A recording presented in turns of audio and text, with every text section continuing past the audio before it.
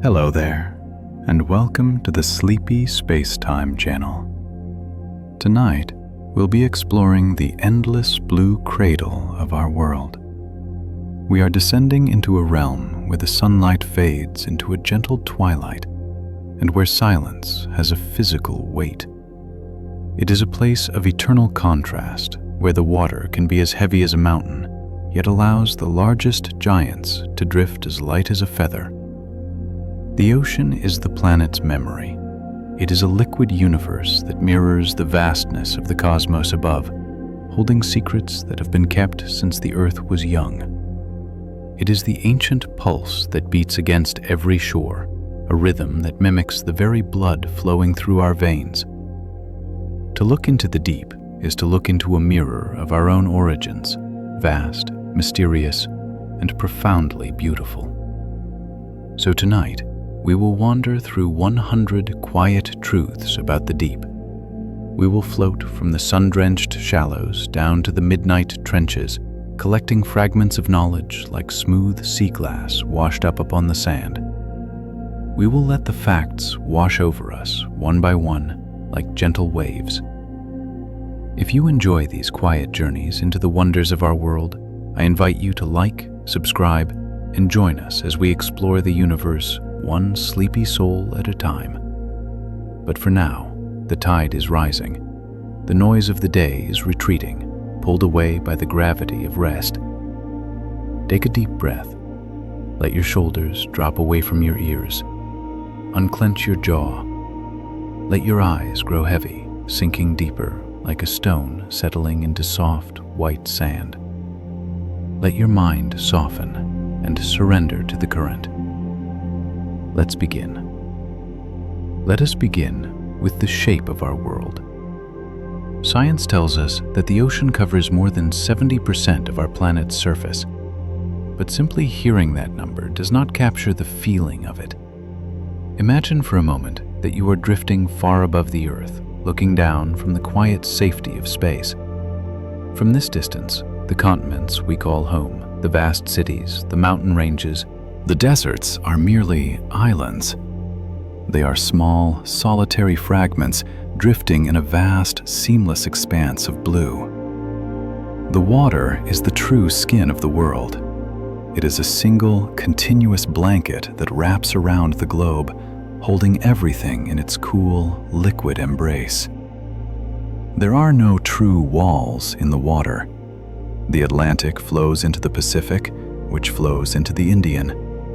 It is all one body, moving in unison. We live on a blue marble, a solitary drop of water floating in the cosmic dark. Have you ever wondered where all this water came from? The story of the ocean is a story of travel. Much of the water in our deepest seas may have originated from icy comets that struck the Earth billions of years ago. Picture the early universe a dark, silent place. Long before there was life, icy wanderers from the edges of the solar system traveled for eons through the void. They were carrying a precious cargo: frozen water. When they finally collided with our young, hot planet, they melted. They released their frozen hearts to form the first seas. So, when you stand at the shore and let the water wash over your feet, you are touching something that was once a star traveler. Every drop in the ocean is a visitor from the deep history of space that decided to stay. When you touch the ocean, you are touching the melted ice of the cosmos. If you sit by the shore long enough, you will notice the water is breathing. We call this the tide. The tides are caused by the gravitational pull of the moon and the sun, gently tugging on the Earth's water. The ocean is in love with the moon. As the moon dances its slow circle around our planet, it calls to the water. It pulls the ocean toward it, creating a giant bulge, a high tide that follows the lunar path. And then, As the moon moves on, the water exhales. It recedes, sliding back down the sand. This happens every day, without fail, a cycle that has never been broken. It is a slow, rhythmic breathing. Inhale and exhale, the water rising and falling in perfect synchronization with the heavens. The ocean is the chest of the world, rising and falling with the breath of the universe. Watch a wave as it forms in the distance. That wave has traveled further than you can imagine. Science tells us that a wave can travel thousands of miles across the open ocean without losing its energy. It only breaks when it finally meets the land. But the wave is not the water itself. The water is just the medium. The wave is pure energy, born perhaps in a storm on the other side of the world days ago. This energy travels silently under the surface, passing through the water molecules like a ghost. It moves steadily, mile after mile, carrying the memory of that distant storm. It travels until it reaches you, placing that energy softly onto the sand. Energy never truly fades. It just travels until it finds a home. There is a reason why your eyes feel heavy when you hear the sea. The sound of ocean waves is known as pink noise. Unlike white noise, which can be harsh, pink noise has a deep, rumbling quality that fills the air. It mimics the frequencies of the human brain when we are in deep, restorative sleep. It also sounds remarkably like the rush of blood we heard when we were resting in the womb. It creates a curtain of sound. It blocks out the sharp interruptions of the modern world. It blocks out the worry. It blocks out the ticking of the clock. The ocean sings a lullaby that our souls remember from before we were even named. We often feel a pull to return to the water, and perhaps that is because we never really left it. The mineral composition of human blood is remarkably similar to that of seawater. We carry the ocean inside us. The salt that flavors the sea is the same salt that courses through our veins, the same sodium, the same potassium. We may have walked out of the water eons ago to live on the dry land, but we did not leave it behind. We took a part of it with us. We encapsulated the ancient sea within our own bodies, a portable ocean that keeps us alive. We are not separate from the sea. We are simply vessels carrying it across the earth. When you look out at the horizon, the world feels infinite. But that sharp, flat line where the blue sky meets the blue water is an illusion. At sea level, the horizon is only about 3 miles away. It feels endless, but it is surprisingly intimate. The ocean curves away from us, hiding what lies beyond. Ships do not fall off the edge. They simply sail over the curve, slowly disappearing, hull first, then mast. The horizon is not a wall. It is an invitation. It invites us to imagine what is happening just 3 miles away, just out of sight.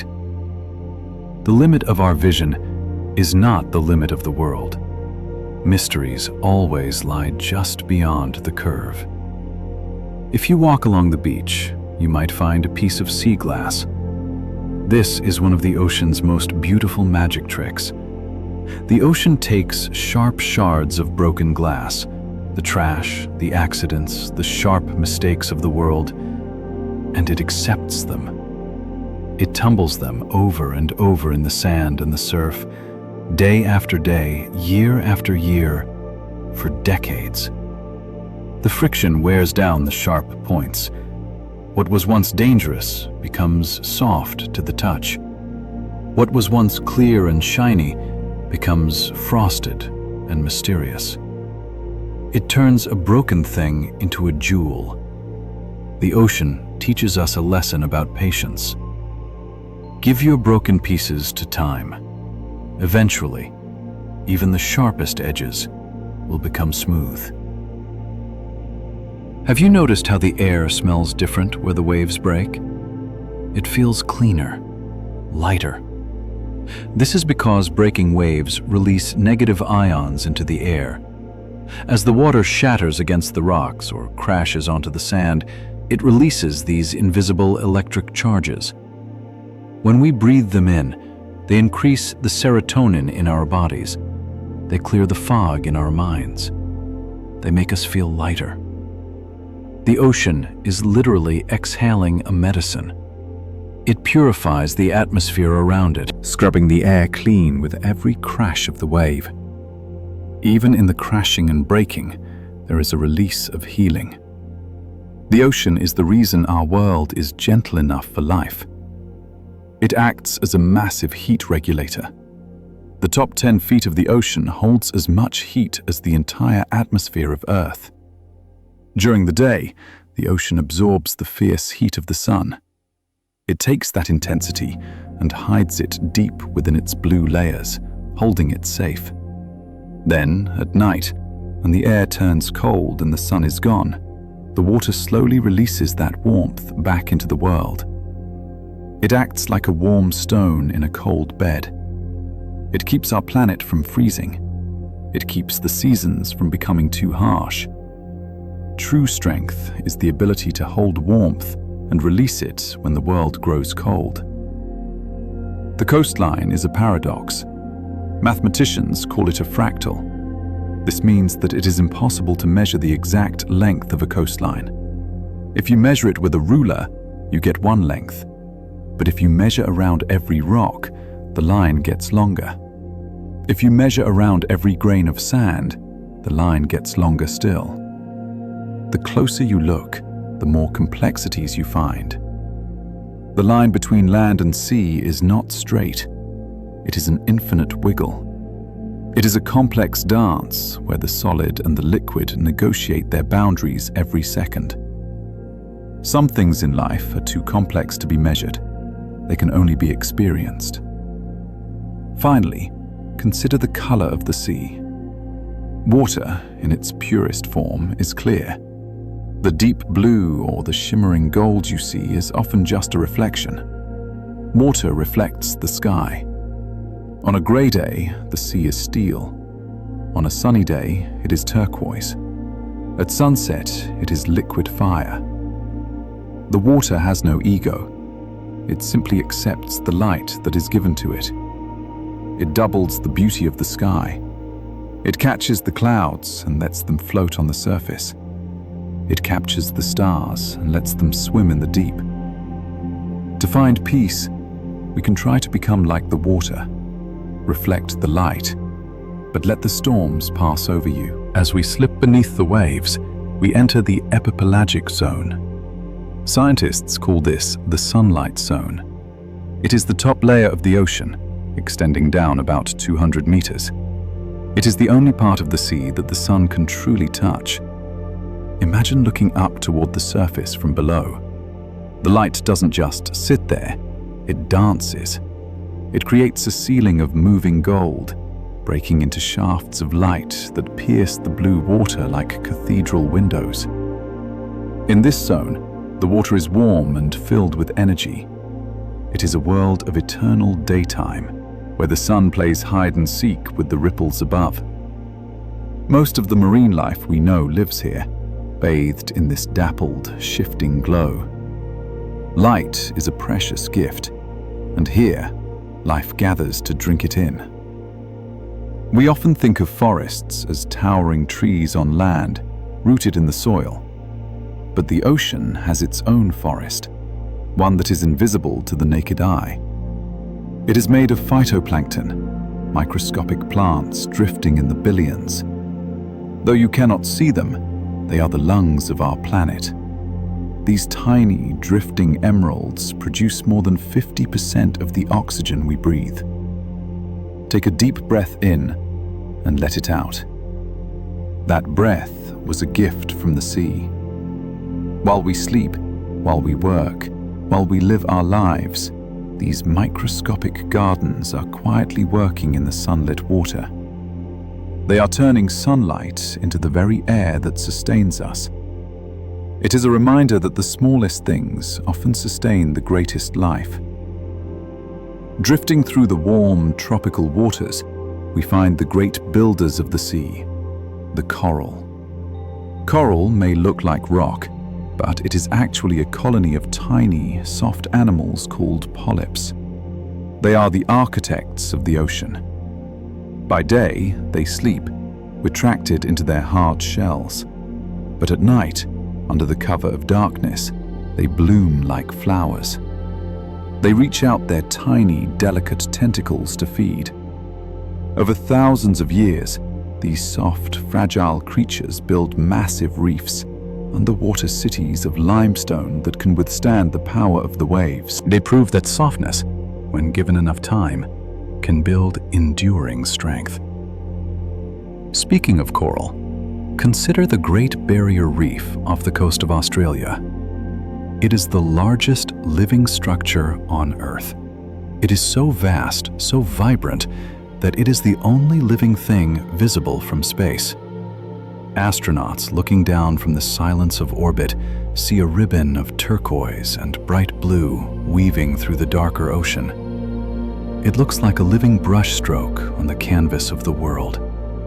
It is a mosaic of billions of tiny lives, all connected, all working together to create something visible from the stars. When individual lives join together, they create a masterpiece. In the kelp forests of the northern Pacific, we find the sea otters. These creatures have a bedtime ritual that is one of the most tender sights in nature. When sea otters are ready to sleep, they float on their backs, rocking gently in the swell. But the ocean is moving, and they risk drifting away from each other in their sleep. So, they hold hands. They interlock their paws, creating a raft of warmth in the cold water. Sometimes they wrap themselves in strands of kelp, anchoring themselves to the sea floor like a boat in a harbor. They sleep soundly, knowing they are tethered to the one they love. In a drifting world, we anchor ourselves to each other. There is another creature here that understands the value of a partner: the seahorse. Seahorses are terrible swimmers. They are armored and upright, moving with a slow, fluttering dignity. Because they are slow, they rely on patience and loyalty. Seahorses often mate for life. Every morning, they greet each other with a dance, changing colors to show their affection.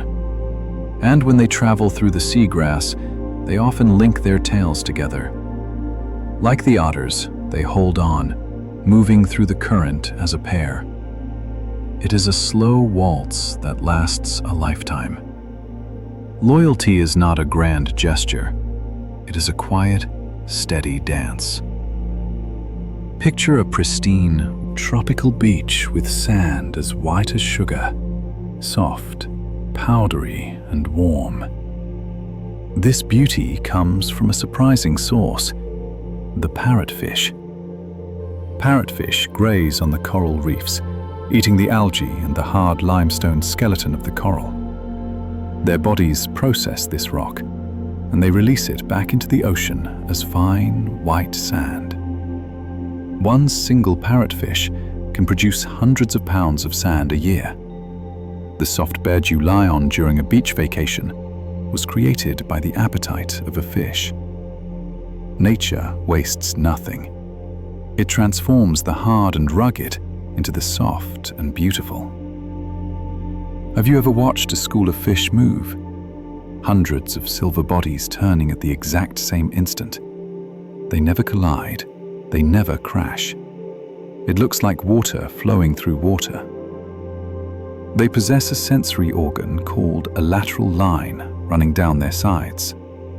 This allows them to feel the pressure changes of the water around them. They can feel when their neighbor turns before their eyes even see it. They move as a single, shimmering mind.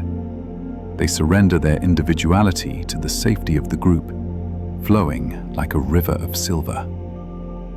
True connection allows us to move as one, without a word ever being spoken. In cooler waters, giant kelp forests grow. These are not like trees on land that take decades to mature. Giant kelp is one of the fastest growing organisms on Earth. It can grow 2 feet in a single day. Imagine a plant stretching toward the sun, visibly lengthening as the hours pass. These stalks create towering underwater cathedrals. Sunlight filters through their golden green leaves, casting long, swaying shadows on the seafloor. It is a place of absolute peace, where the walls of the forest sway with the rhythm of the ocean. Growth can be swift, and yet completely silent. Why is the ocean blue? It is because of the way water absorbs light. As sunlight travels down through the water, the colors of the rainbow are absorbed one by one. First, the red light is absorbed. It disappears near the surface. Then the orange fades. Then the yellow. The deeper you go, the more the warm, energetic colors are filtered out. The only color that remains, the only color that can travel deep into the water, is blue. The ocean acts as a filter for the world. It takes the noise and the heat of the spectrum and filters it out, leaving only the calmest color to wrap around us. Depth has a way of filtering out the noise, leaving only the peace. On the reef, there are cleaning stations. Here, a small, brightly colored shrimp will wait on a rock. Large predatory fish sharks, eels, groupers will swim up to the station and stop. They do not attack. Instead, they open their mouths wide and wait. The tiny shrimp climbs inside the predator's mouth, cleaning its teeth and gills, removing parasites. It is an ancient truce. The predator needs healing, and the shrimp needs food. For a moment, the laws of the wild are suspended in favor of cooperation. Trust is the foundation of peace, even in the wild. Consider the sea turtle. A female sea turtle will travel thousands of miles across the open ocean, guided only by instinct. But when it is time to lay her eggs, she does not choose a random spot. She returns to the exact same beach where she was born decades earlier. Scientists believe she can read the magnetic field of the Earth, a hidden map etched into her mind. She navigates the featureless blue, swimming through storms and currents to find the one place that feels like home. No matter how far we travel, we all carry a map to where we belong. Finally, let us look at the jellyfish. These creatures have been drifting in the ocean for millions of years. Long before the dinosaurs, there were jellyfish. They have no brain, they have no heart, they have no bones. They are 95% water. They are almost nothing but a pulse and a shape. And yet, they are one of the most successful survivors on Earth. They do not fight the current, they surrender to it. They pulse gently, looking like translucent ghosts, letting the ocean take them where it will. They teach us that you do not need to overthink to survive. Sometimes, to find peace, you just need to flow. Beneath the surface waves that we see, there is a much deeper, slower movement. It is called the global conveyor belt. It is a massive, hidden river of water that loops around the entire planet, moving from the equator to the poles and back again. It is slow, incredibly slow. A single drop of water entering this current today might not complete the circle for 1,000 years. It travels through the Atlantic, deep under the Indian Ocean, and rises in the Pacific centuries later. While empires rise and fall on land, that single drop of water keeps moving, steady and patient, through the dark. The ocean operates on a timeline that dwarfs our own. Patience is simply the willingness to finish the journey, no matter how long it takes. Within the Atlantic, there is a specific current called the Gulf Stream.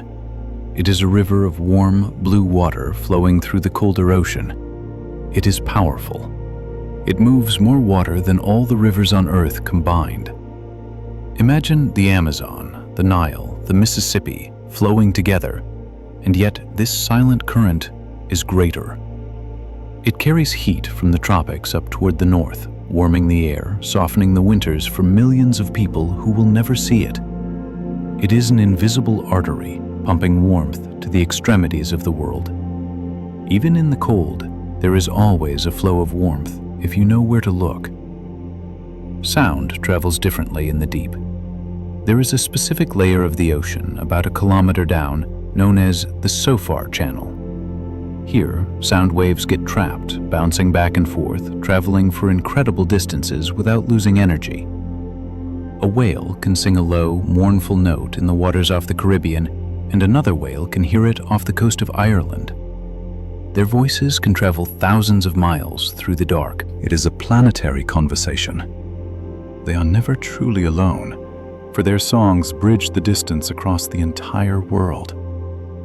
No matter how vast the distance, a voice spoken with love can always be heard. Consider the humpback whale. Every year, they undertake one of the longest journeys of any mammal. They swim nearly 5,000 miles from the freezing polar waters to the warm tropical lagoons. They swim through featureless blue water with no landmarks to guide them. And yet, they travel in almost perfect straight lines. Scientists believe they navigate by the stars and the magnetic pole of the Earth itself. They carry a compass in their minds. They do not rush. They swim at a slow, steady pace, trusting that the direction they feel inside is true. Trust your inner compass. It knows the way to warmer waters.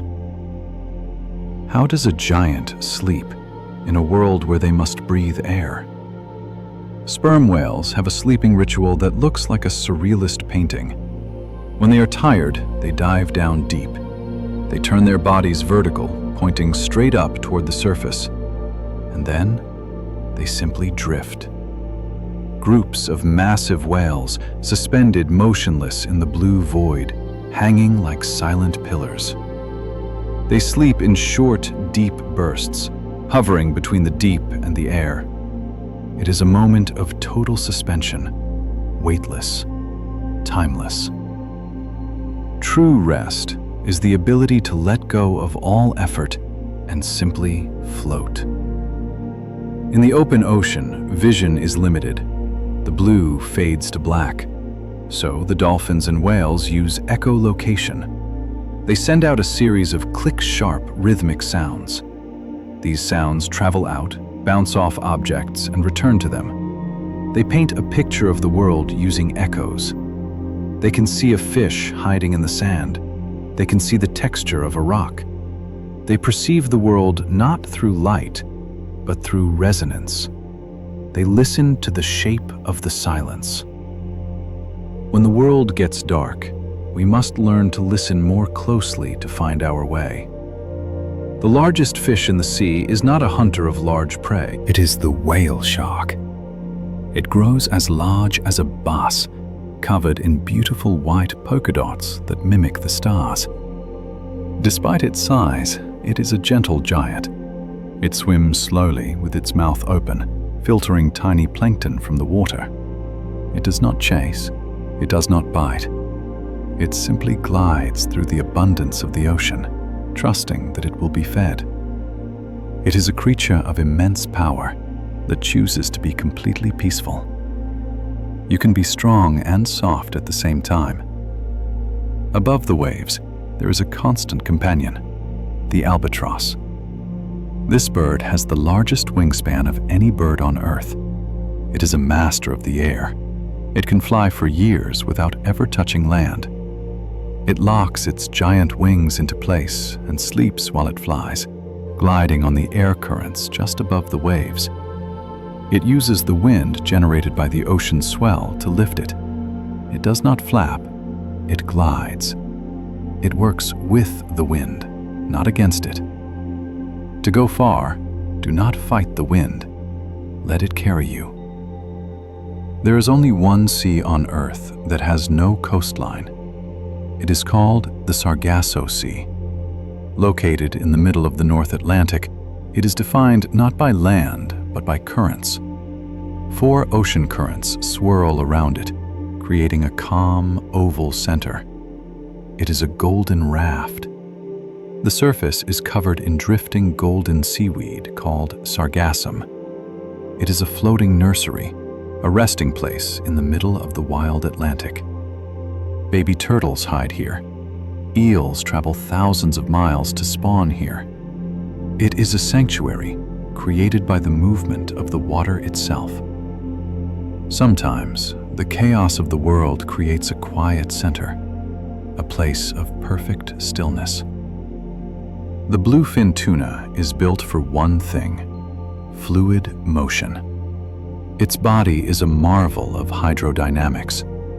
When it swims, its eyes are flush with its head. Its fins tuck into special grooves. It becomes a perfect teardrop shape. It slices through the water with almost zero resistance. It leaves barely a ripple behind it. It moves through the heavy water as if it were air.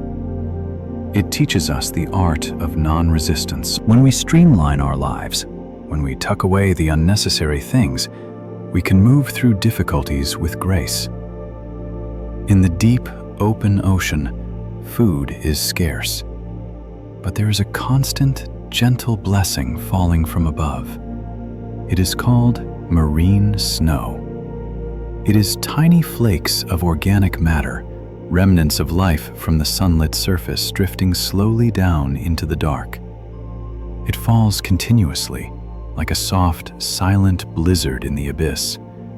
It feeds the creatures of the deep who wait below. For the animals in the dark, the sky is always raining nourishment. Even in the deepest darkness, help is slowly drifting down to you. At sea, we do not measure distance in normal miles. We use the nautical mile. This is not an arbitrary number. 1 nautical mile is equal to 1 minute of latitude on the globe. It is based on the curvature of the Earth itself. To measure distance at sea is to measure a fraction of the planet's circle. It reminds the sailor that they are navigating a sphere, a round and finite world. Every journey is just a curve along the surface of a star. We are not moving in straight lines. We are circling a shared home. We are now descending past 200 meters. We are entering the mesopelagic zone. Scientists call this the twilight zone. Here, the sun is no longer a bright ball of fire. It is just a faint, pale glow high above our heads. It is a world of eternal evening. It is never fully day, and it is never fully night. It exists in a permanent state of soft, fading gray-blue. It is the borderland between the known and the unknown. It is a place of transition, where the frenetic energy of the surface begins to slow down. There is a specific peace in the twilight, a time when the work is done, but the sleep has not yet begun. It is the hour of the long exhale. As we sink deeper, the world becomes monochromatic. Water is a filter. It steals the colors of the rainbow one by one. The red was lost long ago, then the orange, then the yellow. Down here, only blue and violet light remain. The world is painted in 1,000 shades of indigo. It is a simplified world. Without the distraction of bright colors, the shapes become more important. The shadows become softer. The eye learns to appreciate the subtle differences in the dark. Sometimes, stripping away the colors allows us to see the true form of things. Simplicity brings a kind of clarity that chaos cannot. Because the sun is fading, the life here has learned to create its own. This is the realm of bioluminescence. Bio means life. Lumen means light. It is chemical magic. The creatures here do not reflect light, they generate it. Tiny plankton spark like fireflies. Jellyfish pulse with a ghostly neon blue. In the deepening dark, the water is filled with living stars. They carry their own torches through the void.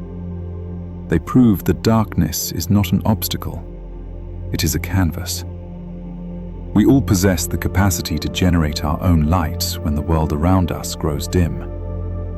Every single night, the largest migration on Earth takes place here, and yet few humans have ever seen it.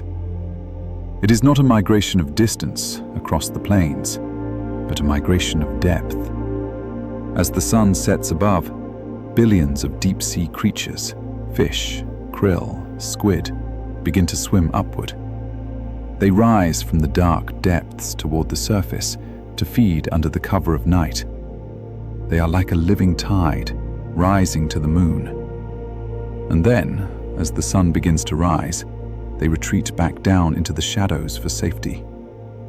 It is a massive, silent elevator of life, up and down, day and night. The ocean breathes. Even in the deep, life follows the rhythm of the rising and setting sun. One of the most common travelers in this migration is the lanternfish. They are small, no bigger than your hand, but they are mighty in number. They account for more than half of all the deep-sea fish biomass. True to their name, they have rows of tiny, glowing spots along their bodies. They look like little underwater airplanes with their cabin lights on, flying through the night sky. They find each other in the dark by their unique patterns of light. They are tiny beacons of connection in a vast, lonely space. You do not have to be large to be a light in the darkness. How do you hide in the open water where there are no rocks or trees? You become the water. Many creatures in the twilight zone are completely transparent. The glass squid is almost invisible. Its body is clear as crystal. You can see right through it. It casts no shadow. It reflects no light. It allows the world to pass through it without resistance.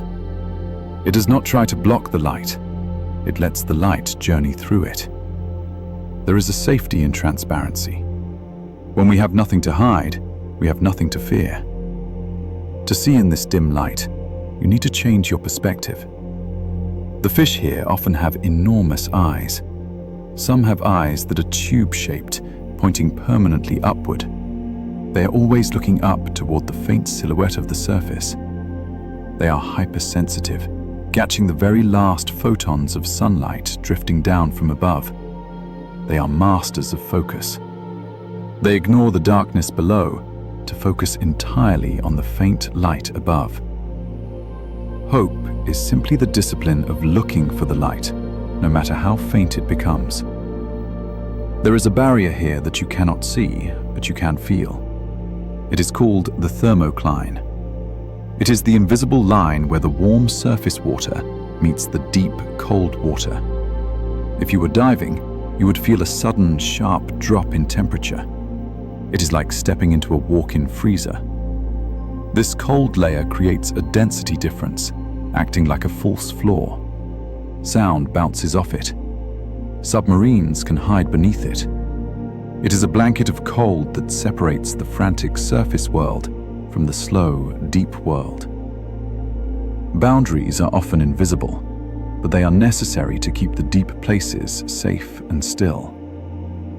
In the twilight, a shadow can betray you. If a predator looks up, they might see your dark silhouette against the faint light from the surface. So, the creatures here have invented counter-illumination.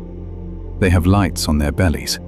They adjust the brightness of their bellies to perfectly match the light coming from above. If the moon is bright, they glow brighter.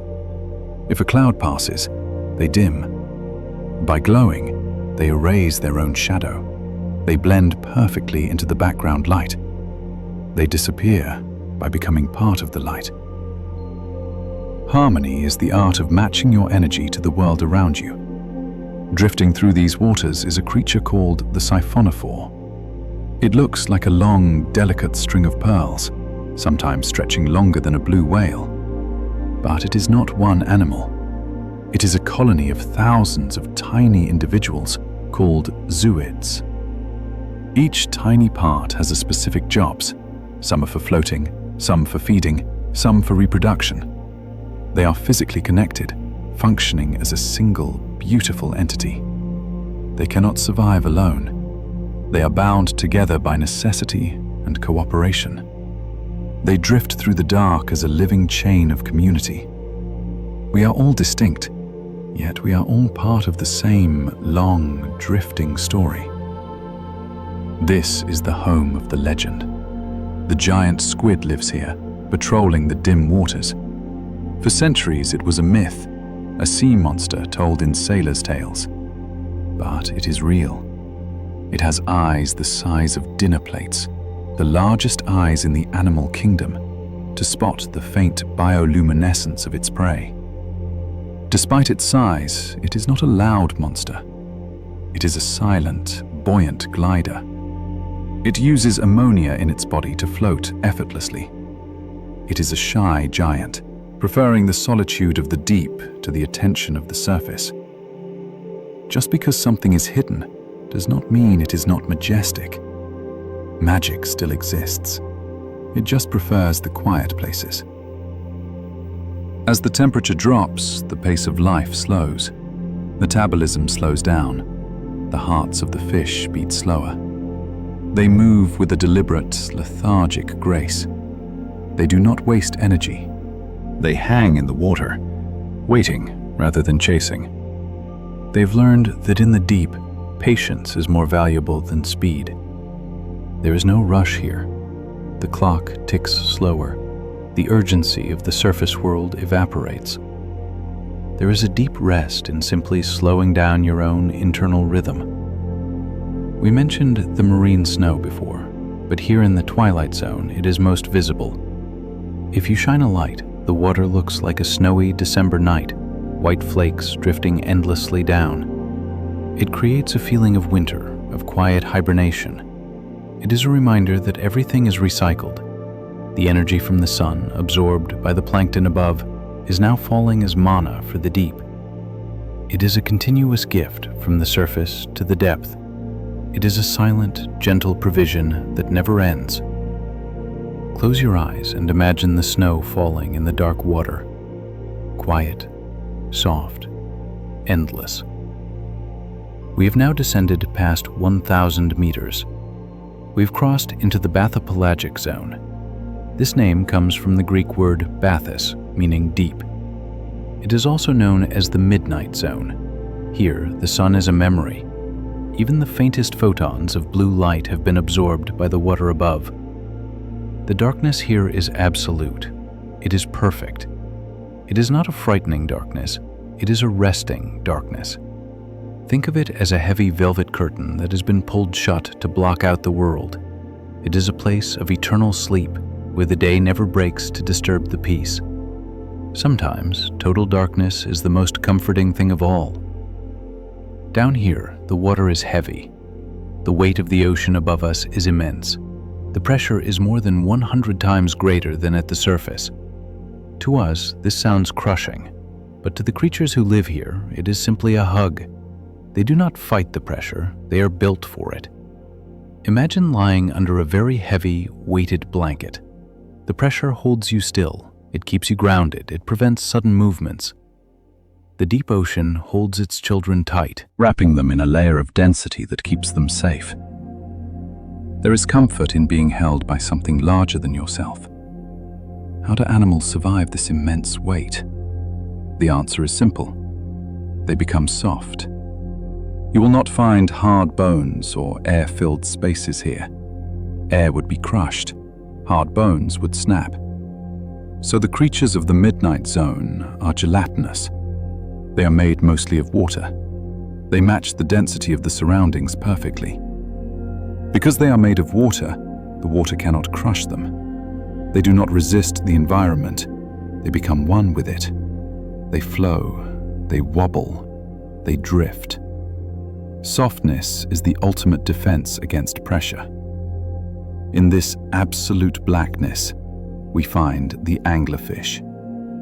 She is the icon of the deep. She moves slowly through the void, carrying a fishing pole on her head. At the end of that pole is a glowing tip, a tiny sphere of bioluminescent bacteria.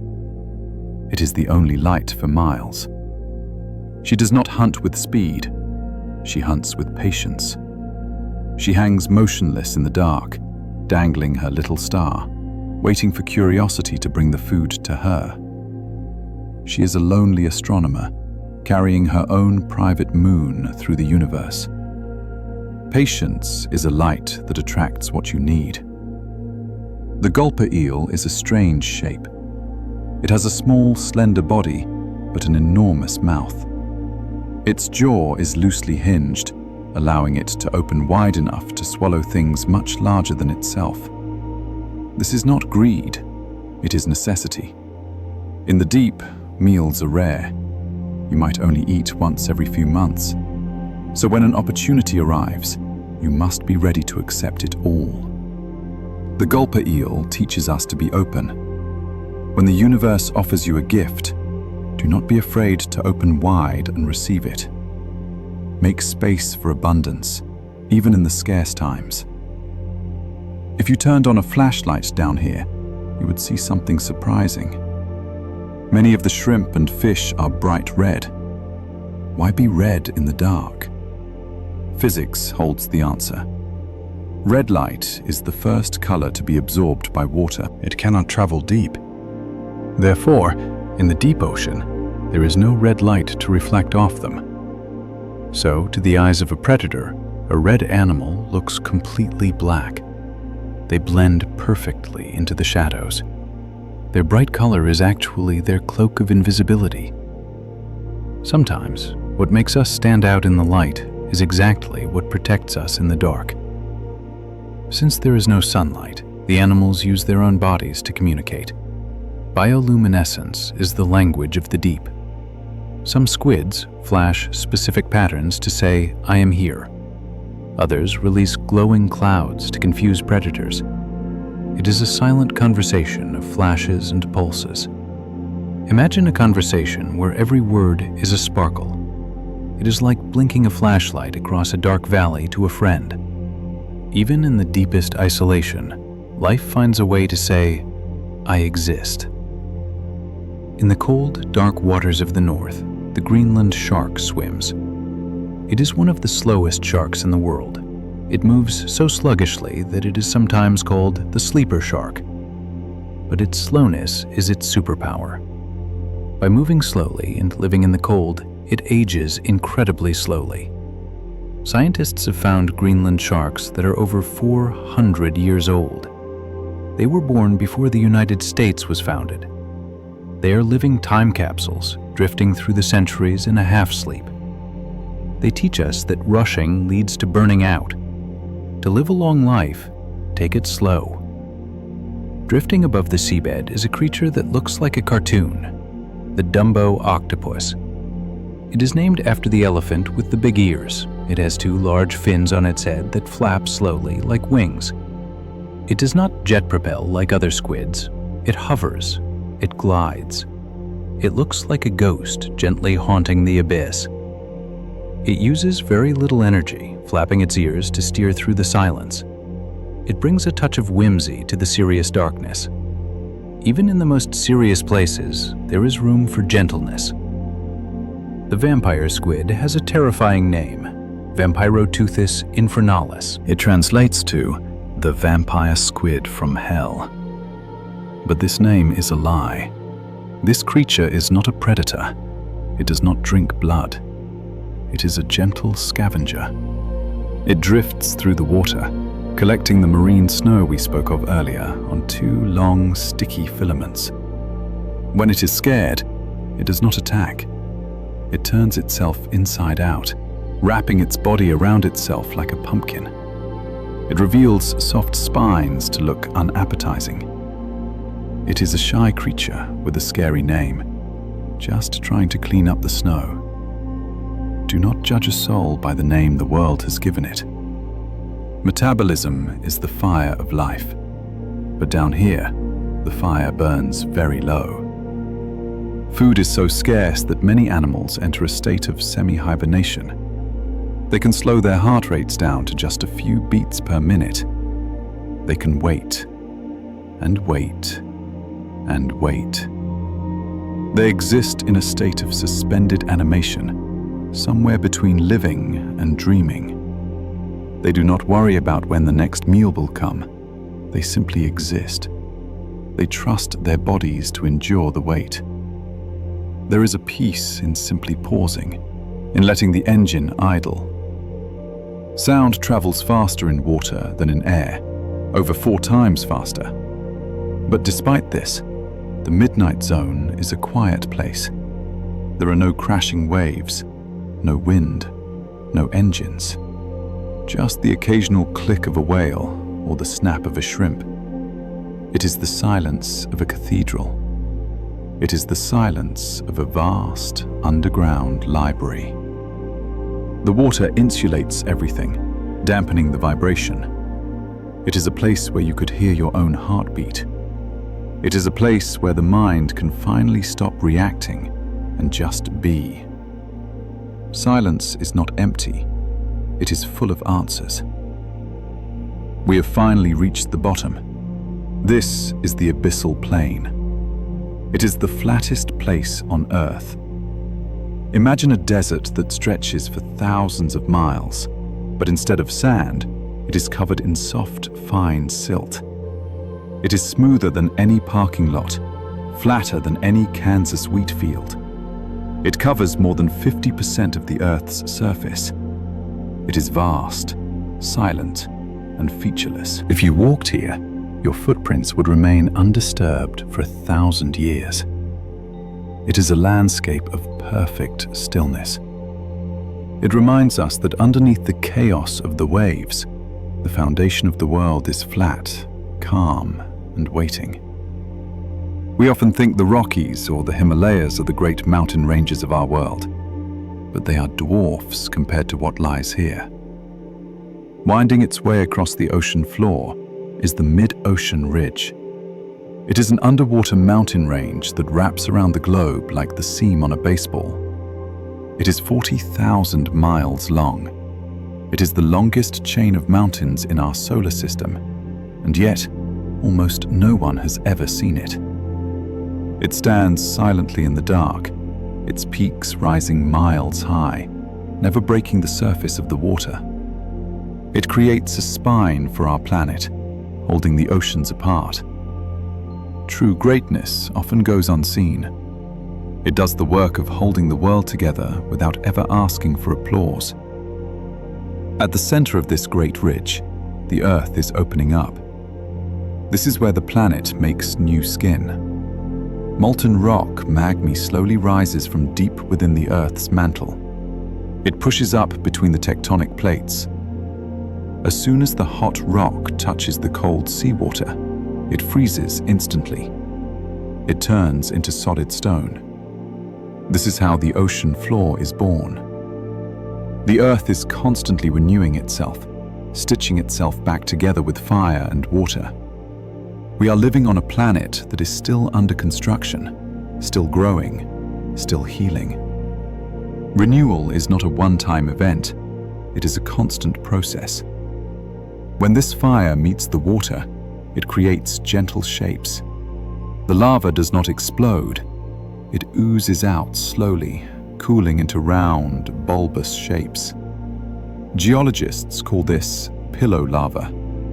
They look like stone pillows, stacked one on top of another, or large tubes of toothpaste squeezed out on the floor. They are round, smooth, and heavy. It is a beautiful contradiction. Rock that looks soft, fire that has become a pillow. The ocean has the power to take the hottest anger of the earth and cool it into a resting place. Even the fiercest fire can be soothed into a soft shape. This creation of new land happens incredibly slowly. The tectonic plates move apart at about the same speed that your fingernails grow, a few centimeters a year. It is a movement so slow that it is imperceptible to the human eye. And yet, over millions of years, this slow growth pushes continents apart. It widens the Atlantic Ocean. It shrinks the Pacific. It changes the face of the map. It teaches us the power of incremental change. You do not need to be fast to move the world. You just need to be consistent.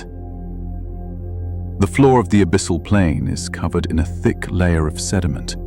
Scientists call it ooze. It is made of the shells of microscopic creatures, wind-blown dust from the deserts, and even cosmic dust from meteorites. It settles on the bottom very, very slowly. It accumulates at a rate of 1 centimeter every 1,000 years. This layer of dust is the library of the Earth. Drill into it, and you can read the history of the climate, the history of the ice ages, the history of life. It is all preserved there, layer by layer, in the quiet dark. The past is never lost. It is just resting at the bottom, waiting to be read. Rising from the flat plains are solitary giants called seamounts. These are extinct volcanoes that never grew tall enough to break the surface. They sit alone in the dark water, but they are oases. Because the water currents hit them and rush upward, they bring nutrients from the deep. So the seamount becomes an island of life. Corals grow on its slopes. Fish swarm around its peak. In the middle of the empty plain, the seamount offers a home. You can stand alone and still be a source of life for others. In the cracks of the floor, we find the hydrothermal vents. These are underwater chimneys.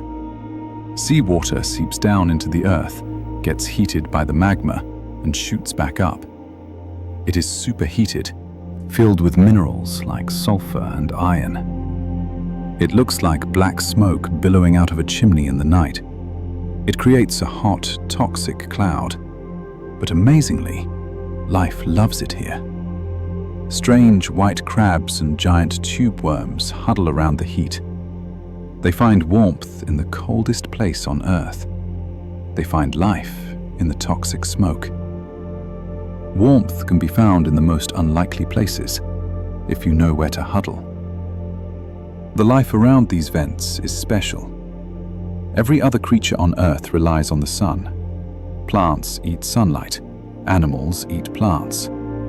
But down here, there is no sun. So these creatures use chemosynthesis. They eat the chemicals from the Earth itself.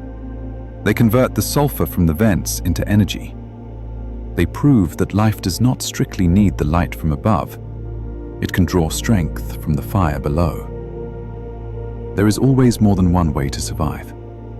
If the light goes out, look for the warmth. Now we reach the deepest point of all, the Mariana Trench. It is a crescent-shaped scar in the Earth's crust. It is the Grand Canyon of the ocean, but far, far deeper. If you took Mount Everest and placed it inside this trench, the peak would still be a mile underwater. It is called the Challenger Deep. The pressure here is 8 tons per square inch. It is a place of profound, crushing weight. And yet, even here, in the deepest scar of the world, we have found life. Tiny amphipods, cucumbers, and jellyfish. Life is stubborn. It refuses to surrender to the void. Even in your deepest lows, there is still life, and there is still hope. The Earth is a circle. While new crust is being born at the ridges, old crust is being destroyed at the trenches. This is called a subduction zone. The old, heavy ocean floor slides underneath the lighter continental rock. It dives back down into the hot mantle of the Earth. There, it melts. It becomes magma again. The rock that was once a mountain floor becomes liquid fire, waiting to rise again. Nothing is ever truly destroyed. It is just recycled, melted down to be reshaped into something new. We are all in a constant state of becoming. This movement of plates creates a circle of activity known as the Ring of Fire. It surrounds the Pacific Ocean. It is a necklace of volcanoes and earthquake zones. While fire and quake sound violent, they are just the Earth releasing pressure, like a kettle letting off steam. It is the planet breathing, stretching, and settling into a comfortable position. Without this release, the pressure would build up until it destroyed everything. It is healthy to release the pressure. It keeps the system stable. We have walked on the moon. We have sent robots to Mars. We have mapped the surface of Venus. And yet, we have mapped less than 20% of our own ocean floor. The bottom of our own world is still a mystery to us.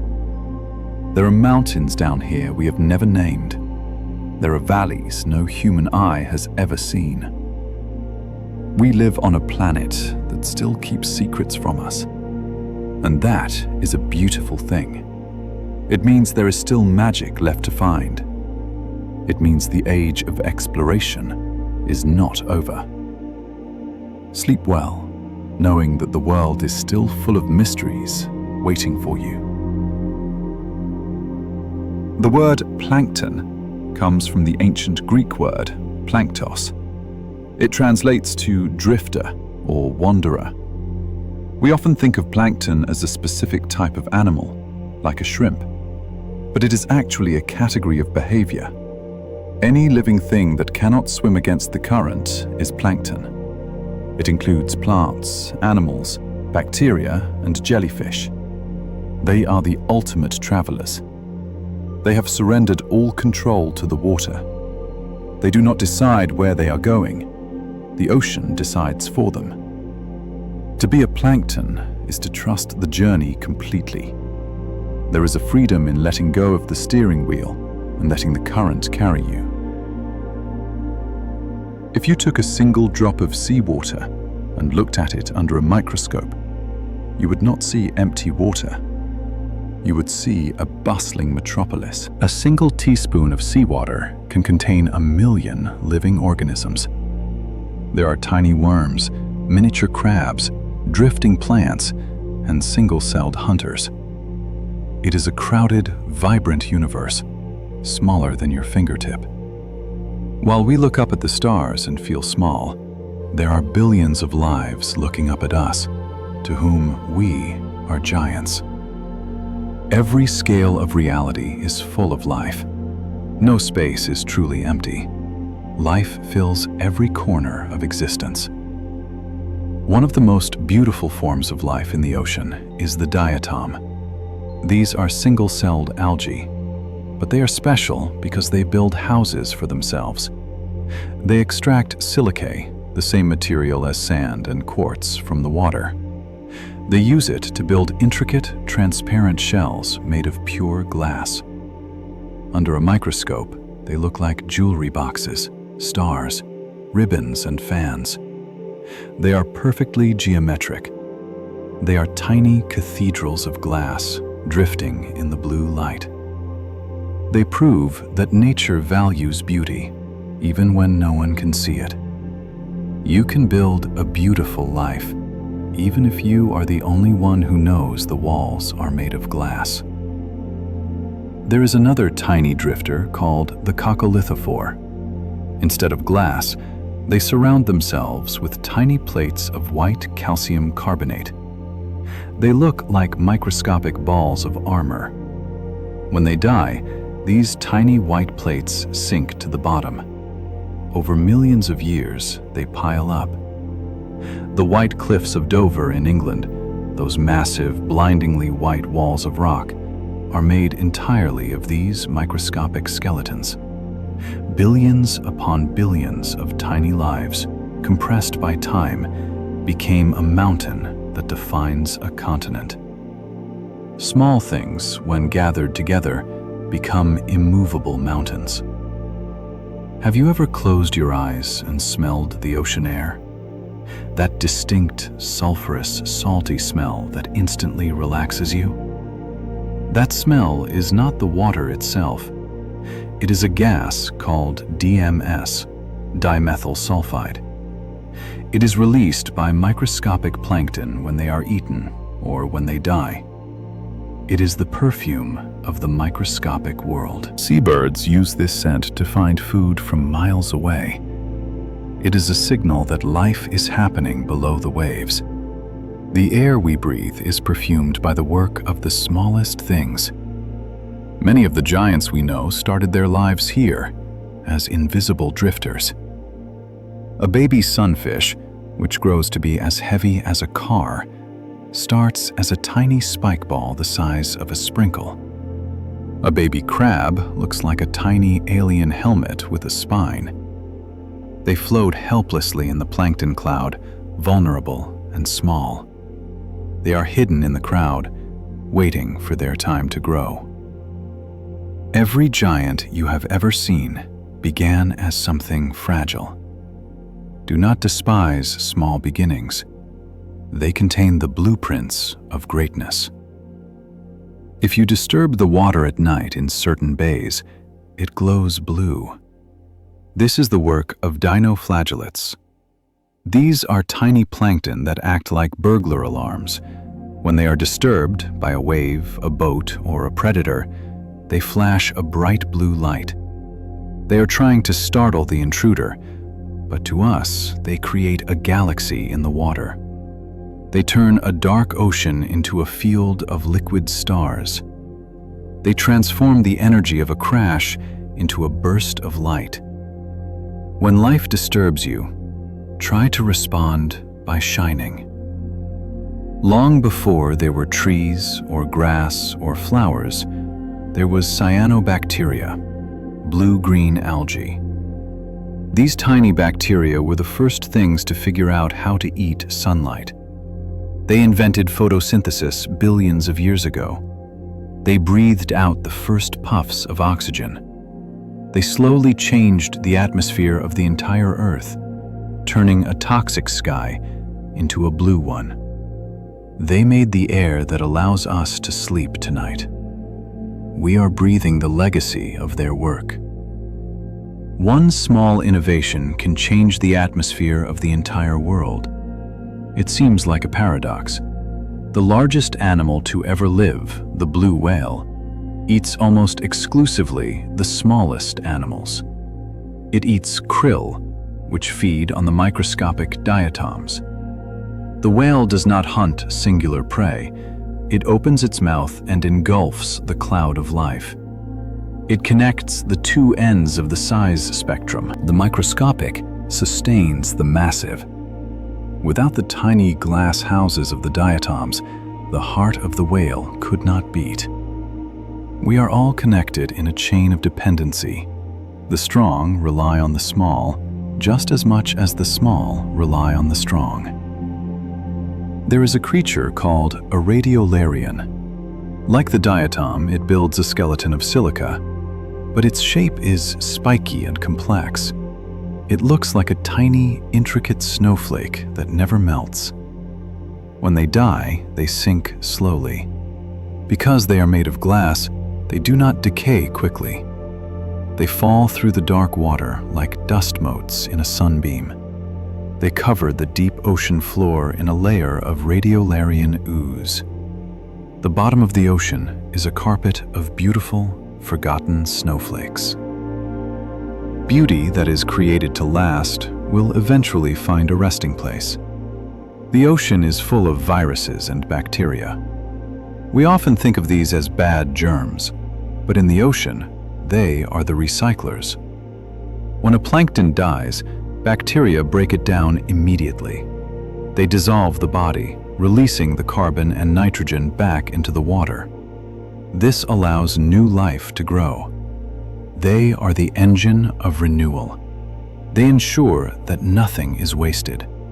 They turn death back into the ingredients for life. Endings are necessary for new beginnings to find their fuel. Let us return to the idea of the drift. Plankton cannot swim against the current, but this does not mean they are lost. By surrendering to the flow, they are carried to where the nutrients are. They are carried to where the light is. The current knows where they need to go better than they do. They float in a state of suspended trust. Imagine yourself as one of these tiny, weightless wanderers, drifting in the warm, sunlit water. No deadlines, no destination, just the gentle push of the water.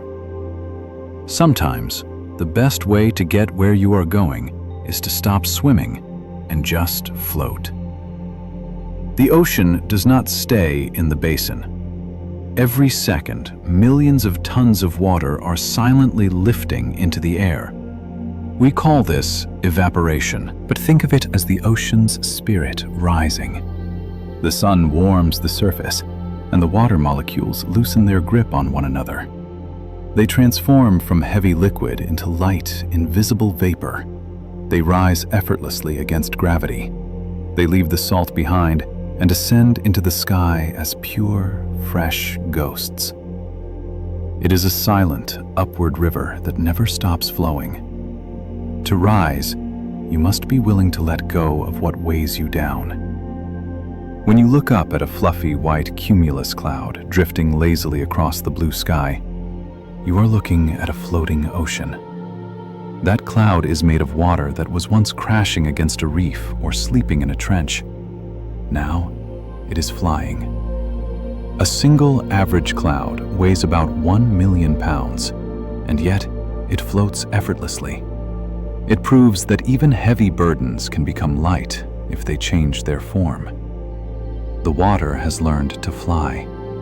It drifts over the continents, carrying the blessing of the sea to the dry land.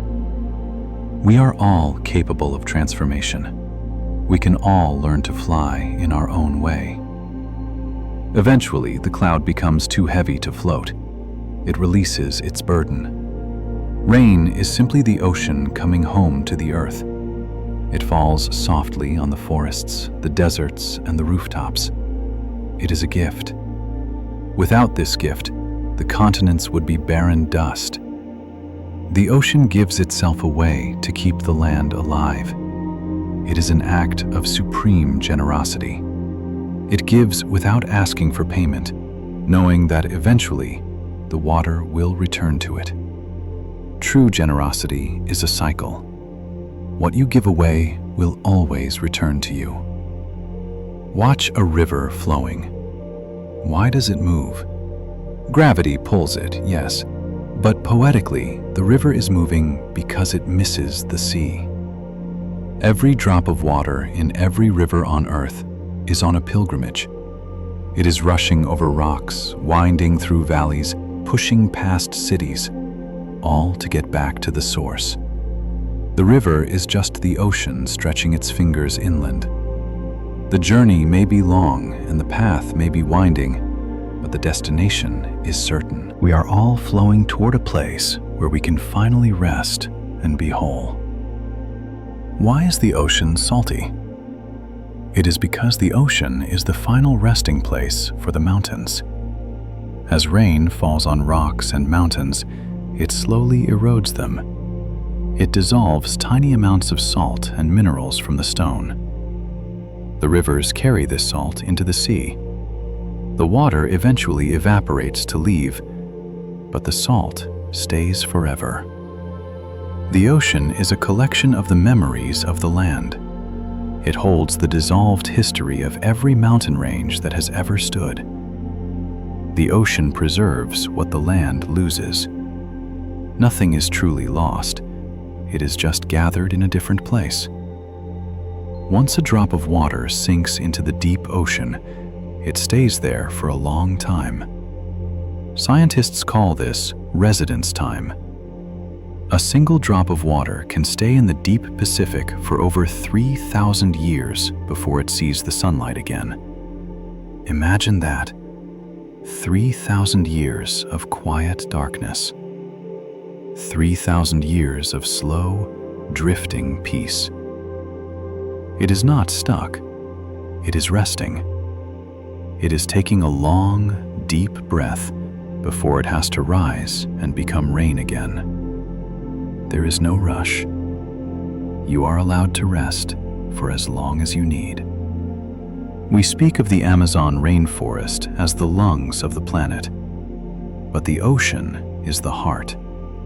It circulates heat, moisture, and life around the globe.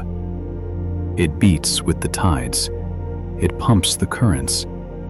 It regulates the temperature of our feverish world. Without this blue heart, our planet would be a frozen rock or a burning desert. It is the steady, rhythmic organ that keeps the entire system alive. Listen to the rhythm of your own heart. It is beating in time with the sea. The ocean is forgiving. It absorbs our mistakes. It absorbs nearly a third of the carbon dioxide we pump into the air. It absorbs the excess heat. It takes the burden of humanity onto its own shoulders. It acts as a buffer, shielding us from the harshest consequences of our actions. It silently cleans the mess we make. It is a vast vessel of grace, holding the balance so that we can continue to live. Grace is the ability to absorb the heat without returning it. We look for aliens in the stars, but life itself is the alien that came from the water. 4 billion years ago, in the warm chemical soup of the ancient ocean, the first spark of life occurred. We are all children of that moment. Every human, every bird, every lizard is a descendant of the ocean. We are just fish that learned to walk and build cities. When we stand by the shore, we feel a sense of home because it is our home. We are returning to the cradle that rocked our ancestors to sleep. You belong here. You have always belonged here. When we feel an emotion that is too big to hold, great sadness or great joy, we cry. And what are tears? They are salt water. We release a tiny ocean from our eyes. It is a physical reminder that the sea is still inside us. We use the water of the ocean to wash away our pain. We use it to express our love. We are bodies of water, communicating with the world through water. Let the tears flow. It is just the tide rising and falling within you. Look at a map of the Earth from millions of years ago. The continents are in different places. Pangaea breaks apart. Mountains rise and fall. The land is always changing, but the water remains. The water that dinosaurs drank is the same water you drink today. It does not leave the planet. It does not disappear.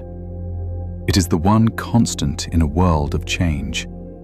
It is the eternal witness to history. In a world that changes so fast, find comfort in the things that remain the same. We give the oceans names: Atlantic, Pacific, Arctic. We draw lines on maps and claim territories. But the ocean knows no names. It knows no borders. It pays no attention to the lines we draw. It mixes and flows, blending the waters of the south with the waters of the north. It is a single, unified body. It teaches us that separation is an illusion. Underneath the surface, we are all connected in one great flowing system. We are not islands. We are all part of the same main. And so, we reach the final fact. The ocean is sleep. It is the place where the frenetic energy of the day dissolves into the rhythm of the night. It is the place where the hard edges of the land are softened by the water. It is the place where the individual drop surrenders to the vastness of the whole. The ocean reminds us that we do not have to hold it all together. We can let go. We can float. We can drift. You are safe in the drift. The ocean will hold you. Thank you for drifting with us tonight. We have traveled a long way together, from the bright, sunlit surface down to the quietest depths of the world. If you are still awake, know that the ocean is always there, breathing its slow, steady rhythm, waiting for you. And if you have already drifted off, if you are already asleep, that is wonderful too. That is exactly where you are meant to be. There is no more need to listen, no more need to learn. You can simply let go. Imagine one last drop of rain falling into the center of the vast, calm Pacific. It touches the surface without a sound. It creates a perfect circle that ripples outward, wider and wider, until it smooths out into the stillness of the night. You are that drop. You are home. Sleep well. Good night.